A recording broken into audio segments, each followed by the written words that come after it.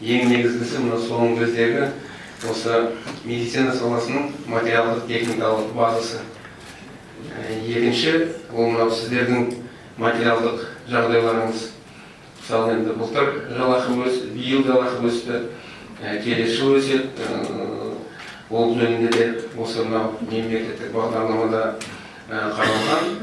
Одан кейін енді кадрлармен қамтамасыз ету. Бұл жөнінен Маңғыстауда сұрақ бар.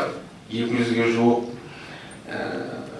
медицина мамандары жетіспейді. Енді әкімшілік бүгін біз Серікбай Өтіргенұлымен сөйлестік.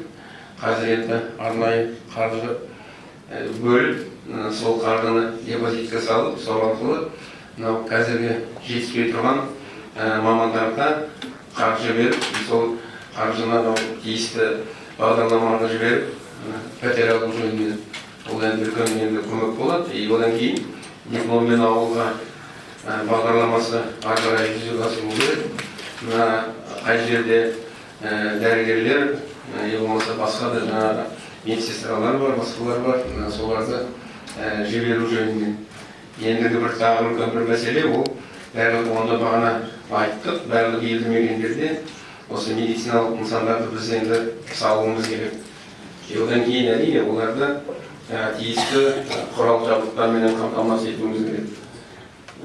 Біріншіден барлық облыстың орталықтарында МРТ болу керек, ауданның орталықтарында компьютерный томография болу керек. Басқа да мынау жүрек ауруларына байланысты, одан кейін мынау балаларға, әйелдерге байланысты. Оның барлығы да осы мынау мемлекеттік бағдарламада қаралған. Ең негізгісі сіздер баспасөзбен білесіздер.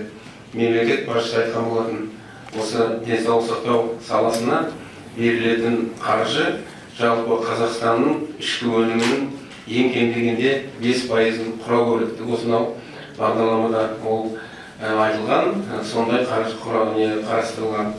Оған қосымша, ол жөнінде Ләззат Мелашқызы сіздерге айтқан болады, өздеріңіз де білесіздер, өткен кейін кезде айтқан болатынбыз, мынау міндетті әлеуметтік сақтандыру жүйесін енгізу жөнінен, қор құру жөнінен. Қазіргі таңда біз 275 миллиард қаржыны жинадық. Жұмыс берушілерден ендігі біздің енді мақсатымыз, міндетіміз келесі жылы ең кем дегенде 700-800 миллиард ақша жинауымыз керек.